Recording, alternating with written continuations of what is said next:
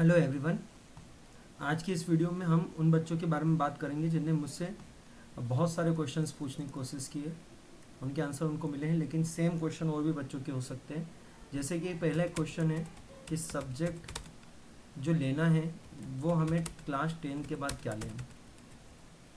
अब जनरली मैं एक बात बता देता हूँ, इसके आंसर के लिए आप 2-3 लोगों के पास जा सकते हैं और वो बहुत अच्छे से आपको गाइड करेंगे। मैं आपको अच्छे से नहीं जानता हूँ, आप मुझे अच्छे से नहीं जानते हो। तो प्रॉपर तरीका क्या होता है, first go and ask your father और मदर कि मैं आगे क्या करूँ। If they are unable to help you then your teachers, and if you are getting confuse whatever you want to become.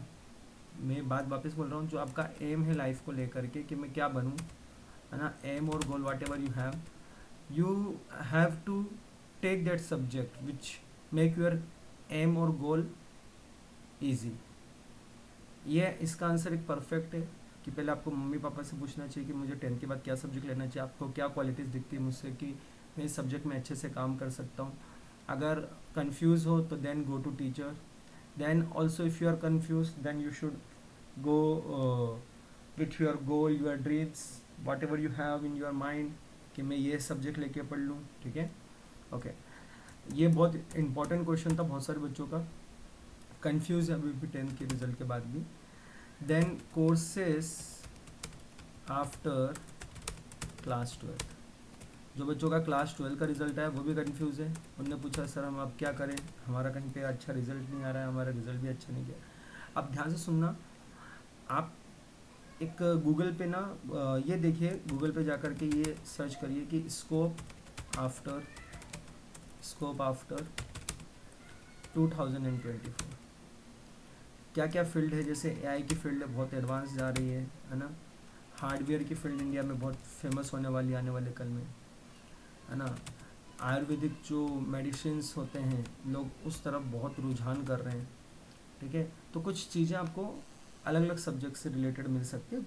Google करना ज़्यादा ज़रूरी रहेगा इसके लिए कि आपको 12th के बाद क्या कोर्स करना चाहिए। आप अपने पसंद के हिसाब से फिर कोर्स ले सकते हैं। कोई कोर्स आपको पसंद है, उसमें स्कोप है, ज़रूर करिए। देखिए हमेशा ये चीज़ याद रखिए, जो लोगों को जिस चीज़ की डिमांड होती है वो कोर्सेस करना ज़्यादा अच्छा रहता है ना। क्लास 12 के बाद जो कोर्सेज करना चाहते हैं, please check the demand and then pursue the course.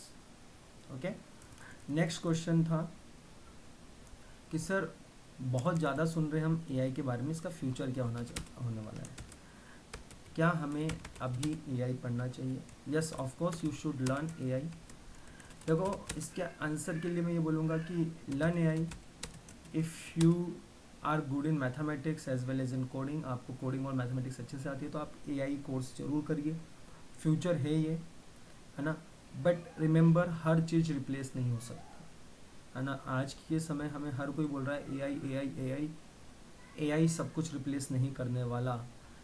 जो भी आपको स्किल्स लगती है आपको डेवलप करनी चाहिए, please pursue that. AI future है, आप पढ़ रहे हैं, लेकिन कुछ स्किल्स है, जैसे मान लो आपकी स्विमिंग है ना, कि स्विमिंग अच्छा करना चाहते हो, रनिंग, है ना, कुछ भी स्किल डेवलप करना चाहते हो, प्लीज़ आप एआई लर्निंग के साथ वो भी करिए, क्योंकि फ्यूचर का हम कुछ कह नहीं सकते। ओके ओके, नेक्स्ट हम क्वेश्चन पे आते हैं। हम एक क्वेश्चन था how to learn new things. बहुत बहुत ज़्यादा बच्चों ने पूछा था। जब भी मिलते हैं कि सर हम ये सब्जेक्ट पढ़ना चाहते हैं, हमारा इंटरेस्ट नहीं है, how we can do that. See, आपने सुना होगा कि हम दो तरीके से, we have two things in our brain, one is consciousness and second is subconsciousness. Remember, कोई भी चीज़ अगर आपको लर्न करनी है तो आपके सेंसर्स एक्टिव होने चाहिए।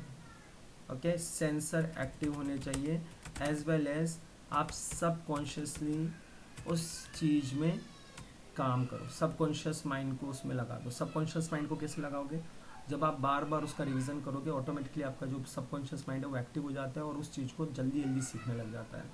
सो सेंसर्स एक्टिव करना और सबकॉन्शियस माइंड को अपने उस टॉपिक में लगाना, जिस टॉपिक को या जिस सब्जेक्ट को आप सीखना चाहते हो, आप बहुत आसानी से चीज़ें सीख सकते हो। जितनी भी नई चीज़ें आपको सीखनी है, it is very easy for you if you are doing this.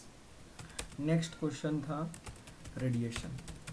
कुछ बच्चों से जब मैं मिला अभी पिछले 2-3 महीने में, तो they are very small, they are like in you can say due to electronic gadgets we can say they are in class second third. उनने बहुत मोबाइल फ़ोन चलाया है, बहुत इलेक्ट्रॉनिक गैजेट्स के साथ, तो उसके रेडिएशन के दुष्प्रभाव उनके ऊपर पड़े। उनको मैथमेटिक्स में प्रॉब्लम आ रही, उनकी याददाश्त कमज़ोर हो रही है, उनको नींद जल्दी नहीं आती। सो रिमेंबर, आप जितना इलेक्ट्रॉनिक चीज़ों को कम यूज़ करोगे, ओके, और इसको आपको लेस करना है, इलेक्ट्रॉनिक चीज़ों को कम से कम यूज़ करना है, और हार्ड वर्क करना है। हार्ड वर्क ज़रूर करना है अब आपको। जैसे जैसे समय बीतते जा रहा है, हम इंसान और कमज़ोर होते जा रहे हैं। हार्ड वर्क करना हमारे लिए बहुत ज़रूरी है। तो मोबाइल छोड़ के हम बुक में चीज़ों को ढूंढें तो ज़्यादा अच्छी बात है। ऐसा मैं इसलिए बोल रहा हूँ जिससे हमारी रीडिंग कैपेसिटी बढ़ती है, हमारा ब्रेन स्ट्रॉन्ग होता है। We should do more hard work. आपको हार्ड वर्क और ज़्यादा करना चाहिए, जिससे आप